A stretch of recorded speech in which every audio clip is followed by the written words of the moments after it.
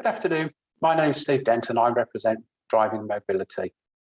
This session will provide an engaging insight into the work of the charity, which is supported by the Department for Transport.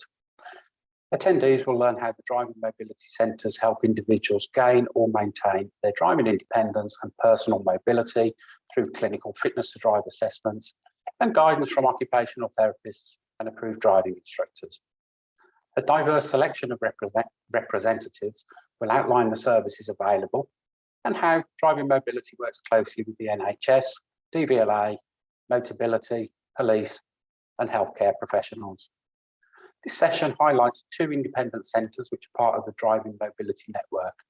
They are the William Merritt Centre, which is based in Leeds, and the headquarters of Regional Driving Assessment Centre, which is in Hampton in Arden. By watching today, you will begin to gain a better understanding of who Driving Mobility are and what services they provide. You will understand what Driving Mobility Centres aim to achieve and who can be helped by Driving Mobility. You'll also understand why the charity's services are vital and what the charity's plans are for the future. You'll also understand how Driving Mobility services can be accessed.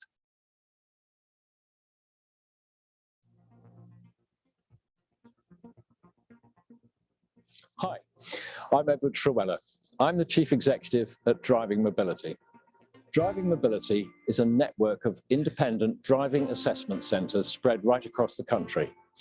There are some 20 of these main centres, and each one has smaller outfits which are closer to where some of our clients live. In all, the network comprises around 75 centres where you can come for a driving assessment, mainly in order to address driving, but sometimes with other services offered as well. My name is David Blythe and I'm one of the trustees of Driving Mobility, and I also manage the William Merritt Disabled Living Centre, which you will hear more about later. Driving Mobility is a registered charity supported by and working with the Department for Transport to provide accredited fitness to drive assessments for disabled people, elderly and frail individuals so they can gain or remain driving and independently mobile for longer. Our members consist of independent charities and NHS centres.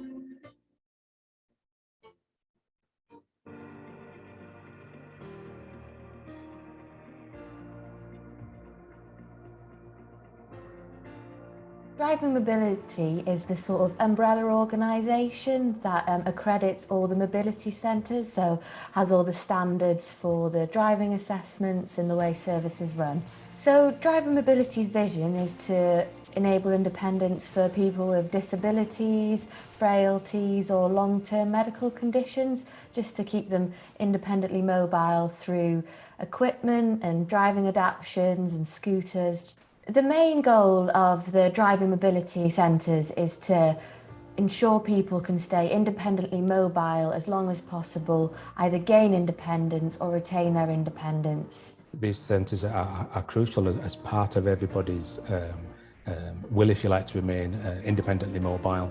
To actually have an assessment to know that you are safe on the road is very valuable, because some conditions you may question it. So to be able to come along to it and have a qualified clinician and a driving instructor to work with you to actually say yes, you are safe to drive on the road can be very valuable.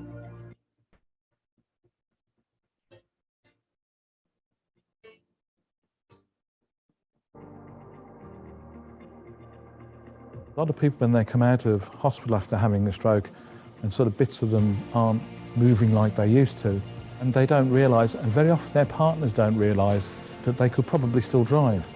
Not everybody, but certainly a huge percentage of them will be able to drive again.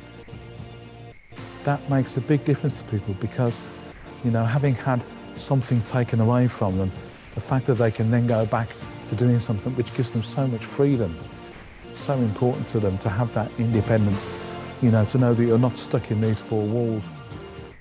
And you can go out to the park, you can go and visit places. There's all this help out there, all these places you can go to. You probably may not realise before. You may have been in a job where you never have time to even think about what you're doing, and suddenly this affects you in this way, and suddenly you think, I'm not going to be able to do anything anymore. But actually you can. It really does change people's lives.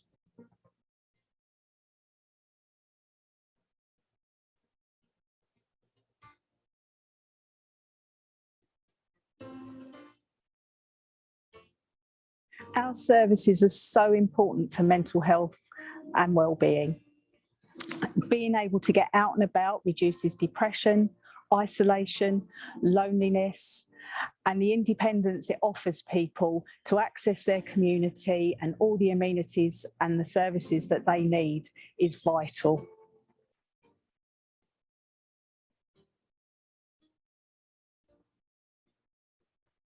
Attending a driving assessment is not like taking a driving test. You'll be supported by caring and understanding staff who'll put you at ease during the process. To begin, an occupational therapist and an approved driving instructor will discuss your medical condition and how it affects your driving, and then decide on the most suitable vehicle to meet your needs. Firstly, we get all the medical knowledge from different professions, and then we interview the client to see what their needs are and what their abilities are. We find out what car they drive, what driving experience they've got. Then we try and match their vehicle so that it's not too different to their own. It doesn't always happen that way, but as near as we can. So if they're driving automatic, we'll find an automatic vehicle for them. And then we try and put them at ease as much as we can. We explain all the assessment and what it requires. And then on road, try and put them at ease as well.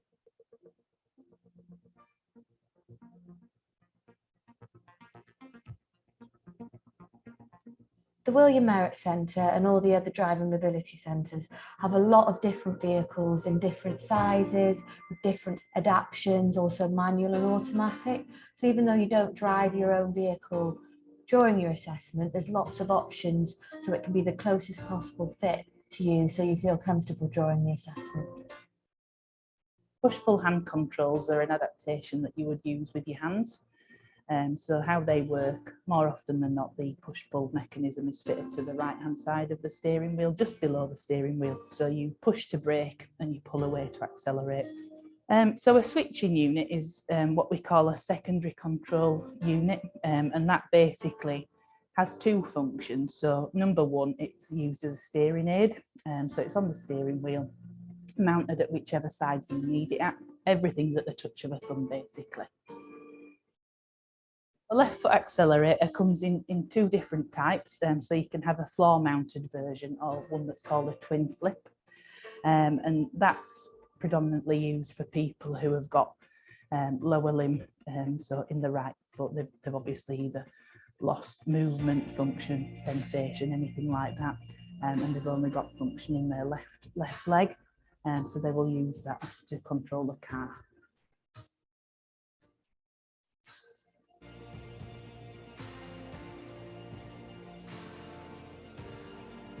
We also provide guidance regarding specialist car seats for disabled children to ensure safety and postural support, as an estimated 74% of car seats are fitted incorrectly. The car seat assessment will ensure your child's car seat is compatible with your vehicle. During the appointment, the postural needs of the child and the moving handling issues arising will be assessed.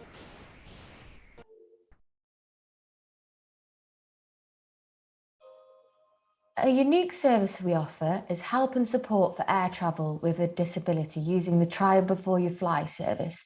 This service is fantastic because it gives clients the opportunity to do things that maybe they thought would never been possible, and the confidence before they fly to know what to expect and make sure that all the postural supports are available.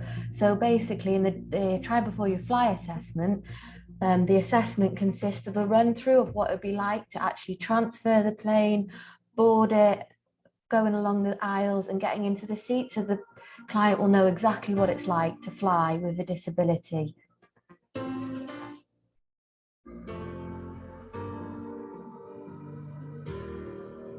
The Department of Transport has funded a pilot scheme creating 7 regional transportation hubs across the country, and we hope to add several more next year.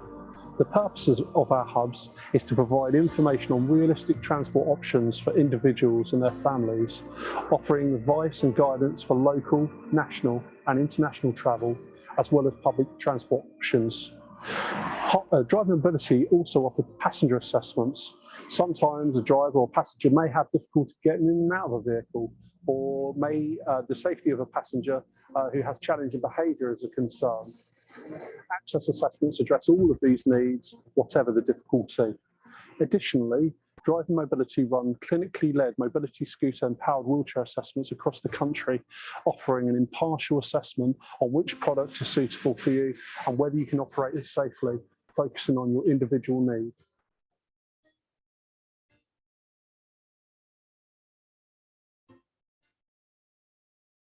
The best thing about Driving Mobility, obviously, we all love our cars. You know, we've grown up with it, and I think the fact that we have a process where we can signpost people to remain driving for longer is a fantastic asset to the country. We keep people working, keep people socialising, and again, there's other links that we have. We have a very good link with Motability, and we have a very good link with Driving Vehicle Licensing Authority. So between us, we're able to keep people driving.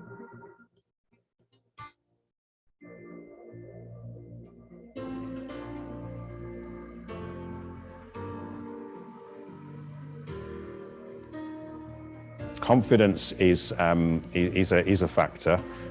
Some of the people we see haven't, they haven't been out and about, or if it's driving, they haven't been in a car for quite a long time. So their confidence can be lacking.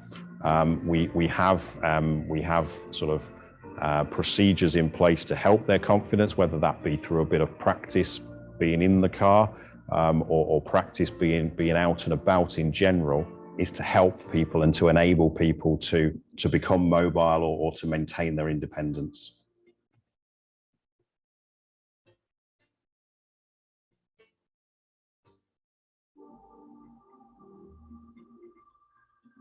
Driving Mobility is responsible for maintaining the high standards of delivery via our accreditation system.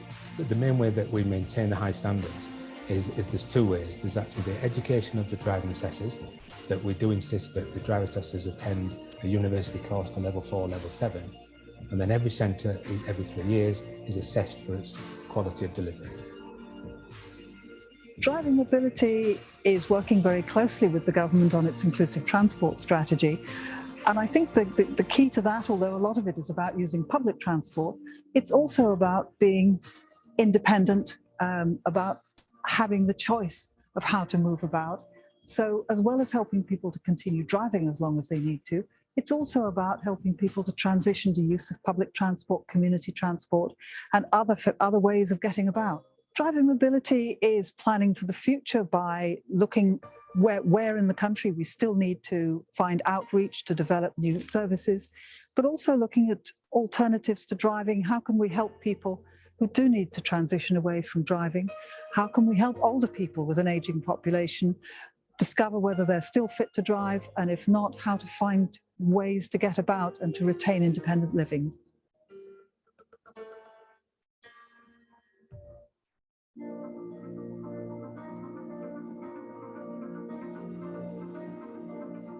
If you're nervous at all and want to know anything about driving with a long-term condition, especially if you're newly diagnosed and you don't know how to inform DVLA or even go about approaching driving again if you've had to give up driving at any time, pick up the phone and talk to one of our clinicians. They can initially put you at ease and tell you the next step to take. And Driving Mobility has the whole country at hand that they can signpost you to any one of our centres throughout the UK. If you have any questions or would like to know more about the Fitness to Drive services, please contact us on 0800 559 3636 or via email at info@drivemobility.org.uk, and one of our clinicians or driving instructors will be able to answer any of your questions and explain the main process involved in a driving assessment. Thank you for your time, and if you would like to find the nearest assessment centre to you, please visit our website at www.drivingmobility.org.uk. Thank you.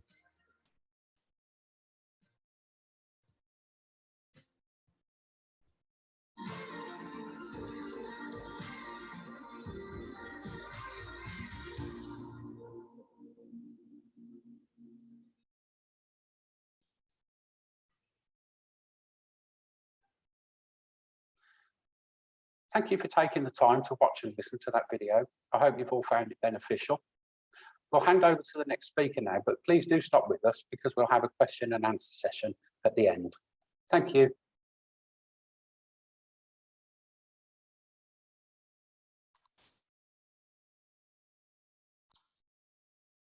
Hi, my name's Matthew Seed. I'm the Vehicle Adaptations Manager at the head office in Cheltenham. We fit a lot of the vehicle adaptations that you've actually just seen on that video, and my main job is to liaise with all customers and car dealers from the start of the order to the moment the vehicle is handed over. We're here to advise customers on the right vehicle adaptations for them, and then basically recommend the vehicles that those adaptations will work in. We deal with all the leading vehicle adaptation manufacturers across the UK and those that are abroad. It's important, we believe, that the customer has the right assessment before choosing the car, and this is vital in the process. This can include all the range of vehicle adaptations that we fit, starting from the front of the car, hand controls, like we've just seen. It's vital that the customer has a driving lesson or a driving assessment to make sure that they know that the adaptations are the right pick for them. It's very important for the Motability scheme for the length of time that you're going to have the vehicle for as well. You know, you could potentially have this vehicle for 3 to 5 years, so you want to make sure it's right before we do the work and the car's handed over. Also, it's very important that some hand controls and generally adaptations don't work in all the cars on the market. That's why it's very important the customer tries to pick the right adaptations first for their needs rather than the vehicle. There's lots of times that we'll deal with customers where they'll come into the showroom or call us and they'll have a vehicle in mind and it's not the right pick for their needs. So it's vital that we kind of look at, you know, what's the right hand controls for you, or, you know, how are you going to gain access to the vehicle if you're struggling. So transfer systems is another key area that we deal with. It's important that we do an assessment and we've got the demo equipment to try this out with you. If you can come into the store, that's fantastic because we've got more to show you, or if you're struggling, then obviously we can come and book an appointment and come and see you at your home. So to gain access to a vehicle, there's 3 main options. These are person hoists, swivel seats, which also have the option of turning into a wheelchair, and transfer plates. Obviously, you can also gain access through ramps in vehicles, which is a second stage procedure that we don't actually get involved in here. We do sell second-hand wheelchair accessible vehicles, but if you were looking to get this on Motability, you'd need to speak to one of the other specialists in that field. You know, but sometimes there's little things as well that we can do that, you know, people just don't think of, you know, extending seat runners, raising the seat. A lot of people struggle sometimes where they just can't reach the pedals and we can extend the pedals for them, or just, you know, do a little false floor to bring your heel up to make it easier for you to brake and accelerate. So sometimes little things like that are overlooked, and it's, you know, a lot of the time you'll see people that are really struggling with the little things that they don't know are available. So it's very important, if you are struggling, or if you need any help, or if you've got any questions at all, then, you know, sometimes minor adjustments are, you know, vital for getting you out and about and on the road, which is essentially what it's all about. You know, that's what we're here for, to provide you with the solutions to get you, you know, out and about, and obviously, you know, getting your mobility product into the back of the car or on top of the car if needed. So that's where we deal with wheelchair storage, which again, you know, customers sometimes have scooters or power chairs that they're just trying to get into a vehicle that's not right for that chair. That's why we have to take our time here to, you know, make sure we're measuring the products and also letting the customers try the adaptations to make sure that they can use them. I had a scenario once where a girl came in and she got advised completely the wrong solution for her needs, where she was recommended going for a wheelchair accessible vehicle, and basically driving a power chair into the back, and then they're basically recommending her to get off the chair and then go all the way around to the car, which just didn't make sense. And that's where we can do an assessment, and we then basically advised on a platform lift that would make her life a lot easier for her. A popular product as well is a rooftop box. This can give the person the ultimate independence, where they're transferring into the driver's seat, and then the top box is collecting their chair and putting it in the top of the vehicle for them. Basically, that means you've got your total independence from just getting out without any help at all. But again, we've got to make sure the chair's right for the box, and also the box is right for the car. There's many things that we need to look into to make sure it is right, because it's very important that we take pride in making sure that the vehicle selected is right for the customer and the adaptations picked, because the last thing that we want is obviously it to come over to the handover day when both the car dealer is anticipating a vehicle to be sold and the customer is very excited, and we really don't want to get that wrong for them. So like I say, it's very, very important that we assess customers and make sure the vehicle adaptations are right for them and the vehicle that they've chosen. And that's what we take great pride.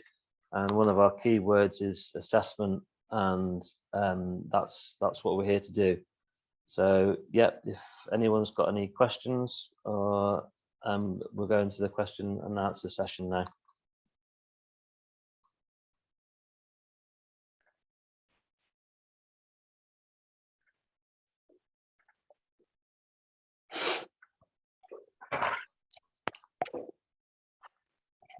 Thank you very much, Matthew and Steve. Really informative presentations there. So thank you very much for your time. Thank you. A few questions coming in. So the first question I had was to give people an idea, is how long is the timeline from initial assessment to a vehicle actually being delivered actually take? Yep. Do you want me to answer that one?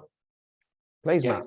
Yeah. It's a very, very hard question to answer at the moment, because the market is really hard. I don't know if anyone knows or heard, but there's a lack of what they call semiconductor chips at the moment, where new cars are taking a long time to be built. I actually spoke with a dealer at Peugeot today, and he was telling me if someone placed an order for a 5008 today, it would be being built in September. So potentially you could be looking at about a year's time at the moment from the moment you've ordered the car and you know what adaptations you're looking for to actually it being handed over to you. But then on the flip side, you do get the occasions where orders are cancelled, and you might just go into a dealership and it might be your lucky day, and they might have a car that's turned up and it was down for someone else's name and the car's been cancelled for whatever reason, and you're in it in 2 or 3 weeks time. So it's a difficult question to answer that one at the moment. Absolutely, I understand. And for the occupational therapists out there, is there anything, if an occupational therapist is advising a client, is there anything they can do to make sure that the process is as quick as possible? In terms of mobility, or just in general, supposedly making sure that they provide all the correct information for executive. Yeah, I mean, yeah, basically, that's where we come in, and we go out and do the assessment, and we're there with the OTs as well, basically, to sort of get their input, because it's important that sometimes it's not just the customer who's using the vehicle, it might be the OTs that are helping them as well. So we've got to make sure from their point of view that they're happy using the equipment as well. Could I just add to that as well, Gordon, please? Please. Driving mobility, all of the centres employ occupational therapists who specialist in this field as well. So people can always get in touch with Driving Mobility, find their nearest centre and have a chat with them as well. Fantastic, Steve. And that's actually one of the other questions that come in is, I think you may have touched on this in the presentation, but I'd like you to sort of just touch on it again. Is there a list of centres and what they could offer? That's coming from Stuart. Yeah, there are a list of centres. It's on the Driving Mobility website, and you just click on the Find a Centre. It works by postcode, so you just type your postcode into the search box, and it gives you 3 options of the centres that are closest.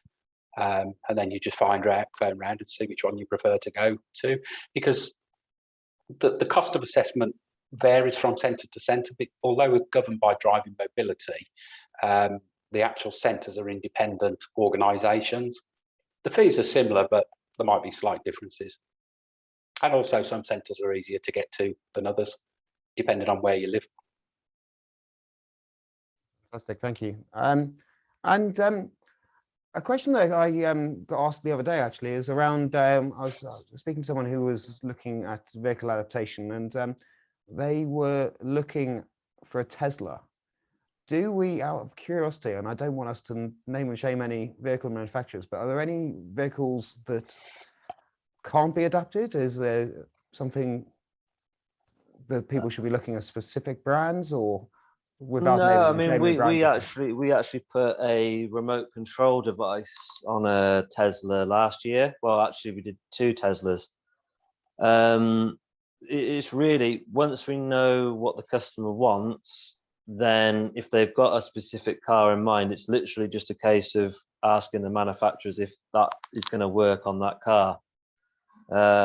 In terms of electric vehicles at the moment, we've just all done the courses to make sure that we're fully qualified on health and safety and installing on those cars. So really, as long as the adaptation is right for the customer, and they've, for example, a remote control device that is, you know, good for people who've had a stroke, then yeah, if that's what they need, then it's just a case of, right, yeah, that's what you need, and then we just got to check if it's going to work on whatever vehicle they like, basically. Fantastic. Another question that's just come in is there a cost, and please, people watching, please do continue to submit your questions. We'll get for as many as we can. Is there a cost of visiting the client in their own home? Has come in as a question. No, not personally, as long as they're in our area code. But that's really, we wouldn't go outside of our area code because it's not right for the customer really, because we'd be too far away if they had a problem. But in terms of, yeah, if it's a customer in the Gloucestershire or Bristol and West area, then yeah, we'd certainly go out free of charge. If we're not in their catchment area, then there's a great link on the Motability site where you do a postcode finder. So if you just go on to Motability and then find the Adaptations installers, if you pop your postcode in there, then obviously it will bring up your local installer. Hopefully that's us, but if it's not, then, you know, give them a call and I'm sure they'll offer the same services as we do. Sorry, Gordon, just to add to that, if people want to visit a driving mobility centre, the funders for the mobility centres have the desire for nobody to have to travel more than about 30 minutes from their home to get to one of the driving mobility centres. Thank you, Steve. And a question that's come in is it possible to see some pictures of the adaptations mentioned? Is there a page on your website that shows some of the different? Yeah, our website is www.dcmgloss, so that's dcmglos.co.uk, and all the vehicle adaptations will be shown on there. Yeah, Motability is another great site. I'm sure looking at Steve's video that, you know, there's probably a lot of photos on that as well. Fantastic. And apologies, I'm just quickly scanning through. The questions are coming in thick and fast. So one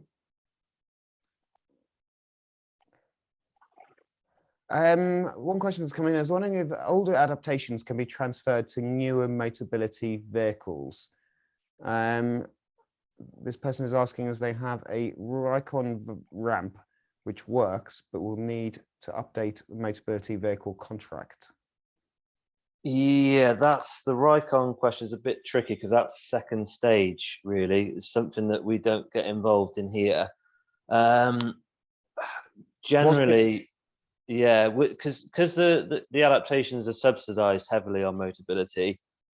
A lot of the time, it doesn't actually make financial sense for the customer to actually transfer from car to car. And unfortunately, some manufacturers have actually stopped producing transfer kits now as well. So it's mainly seen that you have to sort of get a new adaptation every sort of 3 to 5 years when your contract's over. Okay.